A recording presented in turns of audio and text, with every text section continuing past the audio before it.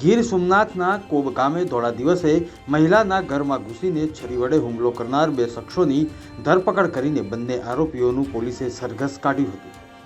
ગઈ તારીખ 29/12/2024ના રોજ નવાબંદર મરીન પોલીસ સ્ટેશનની હદમાં આવેલ કોબ ગામમાં એક બનાવ બનેલો, જેમાં એક મહિલાને આરોપીઓએ એના ઘરમાં ઘૂસી અને છરીના ઘા મારેલા।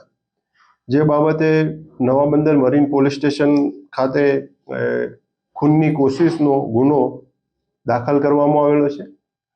આ ગુનામાં કુલ 3 આરોપીઓ છે। એમાં 2 આરોપી હાર્દિક ઉર્ફે હાદો ભરતભાઈ બારૈયા અને અક્ષય બામણિયા બંનેને આજરોજ ગુનાના કામે એરેસ્ટ કરવામાં આવેલ છે।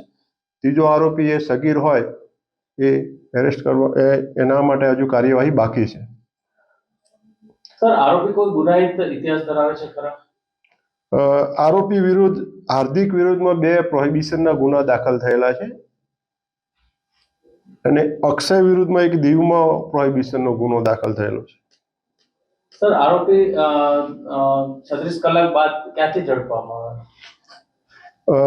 આરોપી લોકલ ક્રાઇમ બ્રાન્ચ દ્વારા આજરોજ પકડવામાં આવે છે। એ તલાલા બાજુથી લોકલ ક્રાઇમ બ્રાન્ચ દ્વારા આરોપીઓને પકડવામાં આવે છે। ગુનો કર્યા બાદ આરોપીઓ તાત્કાલિક ત્યાંથી ભાગી ગયેલા ને લોકલ પોલીસ દ્વારા પ્રયત્નો જારી હતા। એ દરમિયાન લોકલ ક્રાઇમ બ્રાન્ચ દ્વારા આરોપીઓને આ ગુનાના કામે હસ્તગત કરી અને આજરોજ નવાબંદર પોલીસ સ્ટેશન સોંપતો એને કાયદેસર એરેસ્ટ કરવામાં આવેલ છે। સર, હુમલા પાછળનું કારણ શું હતું? હુમલામાં આ જે બેન છે, જે ઈજા જેને થઈ છે, એ અને હાર્દિક એ સંબંધી થાય છે। બેનના પતિ જે છે એના મામાના પક્ષે આ હાર્દિક સંબંધી થાય છે।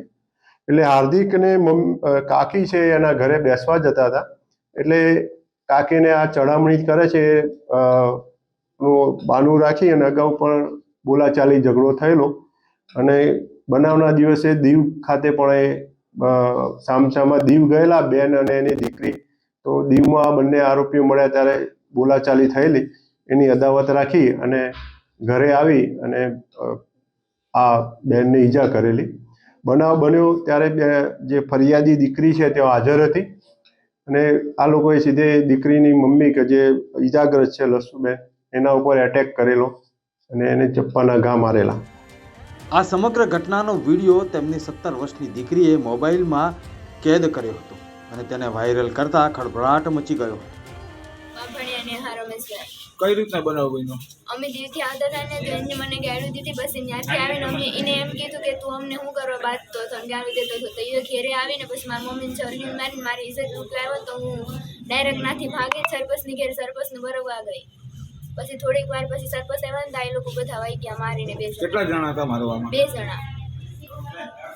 એ બે ક્યાંના છે અને શું નામ છે? હાર્દિક બારિયા ને અક્ષય બાંભણિયા। વધુ આગળ પોલીસ આવી છે અહીંયા? તમે ક્યાં છો અત્યારના? હોસ્પિટલ આવ્યા છો ને તમે? હા, સરકારી હોસ્પિટલમાં આવ્યા તો એમને એમ કીધું કે આગળ વધો, પછી હું ડાયરેક્ટ મહેતા હોસ્પિટલમાં। બંને આરોપી મહિલા પર હિચકારો હુમલો કરીને ફરાર થયા હતા। તેની તપાસ પોલીસ છેલ્લા 36 કલાકથી કરી રહી છે।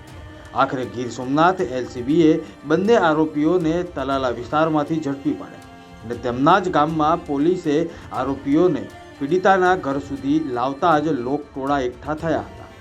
આરોપીઓને ગણતરીના કલાકોમાં પોલીસે ઝડપી પાડીને તેમના જ ગામમાં સરઘસ કાઢી અને અસામાજિક તત્વોને છોડવામાં નહીં આવે તેવો સંદેશો પણ પોલીસે આપ્યો।